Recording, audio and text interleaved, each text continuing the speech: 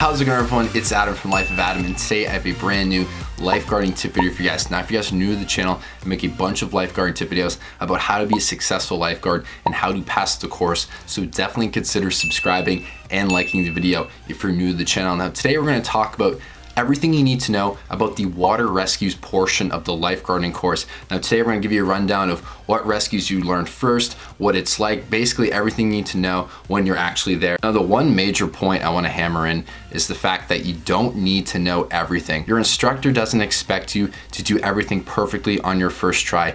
They do expect you to be a good swimmer, a strong swimmer. That's why you take a pre-test before you learn any of these skills. But don't feel as if you mess up, it's the end of the world. Basically, you're learning the skills they're teaching you. You're trying to become a lifeguard, so that's why you're here and that's why you're taking the course. So do not be worried if you don't know how to do something right away. So the first rescue skill is all about the entry. So compact jumps, stride jumps, slide in approaches. This is kind of the fun part of the course because they're just jumping into the pool, jumping off the lifeguard stand if you want to. Basically with the rescue tube, with the hope of keeping your head above water so you don't go under and lose track of the victim. This is really easy. They're not very strict. You just go in the line, you jump in, you climb out, you pass the tube to the next person, or you just keep your tube and just keep jumping in. This is really easy. You shouldn't be worried about it whatsoever. You'll probably do this for like maybe 20 minutes at most, but once you get the hang of it, you're kind of cruising. The hardest one is the stride jump, just because you kind of like scissor kick yourself so your head doesn't go underwater. But after you practice it a couple times,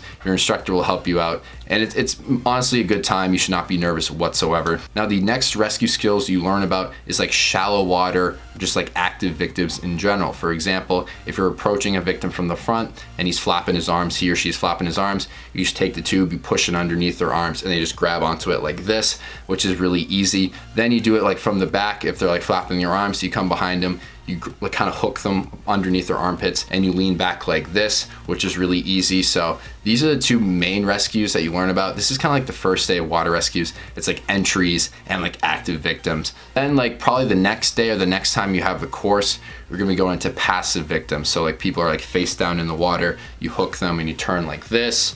Or if they're like face down in front of you, how you approach them. You can also just go behind them and just do the same rescue. But basically it's just like passive victims, getting a feel for it. And then once you get some momentum, you're getting familiar of how to swim with the tube and not letting it pop under your arms, and you know what it feels like to grab a victim and hold them with the tube and swim away.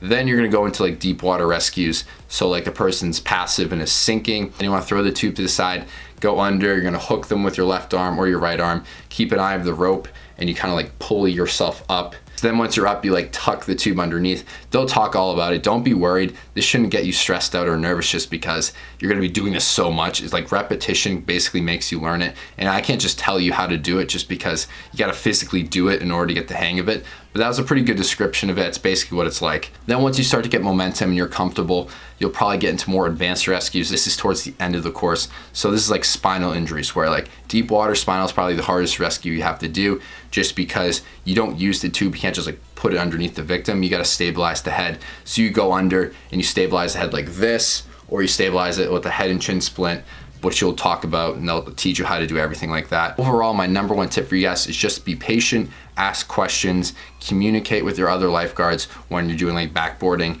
and just to try your best. Like there's not gonna be a time where if you do something incorrectly, they're gonna be like, oh, you failed, you can't be a lifeguard anymore. This is all about practice and just learning, because they don't expect you to know everything at first. That's why you're taking the course. They do expect you to be a good swimmer, which you are if you pass a pre-test. So all you're gonna do there is just learning. It's like going to school, being in a class, learning about a subject you're not really familiar with. Once you get the hang of it, then you'll start to succeed, and then you'll become a lifeguard. So I hope this video is helpful. Definitely like and subscribe if you're new to the channel, and I'll see you guys in the next video. Thanks so much for watching. Peace out.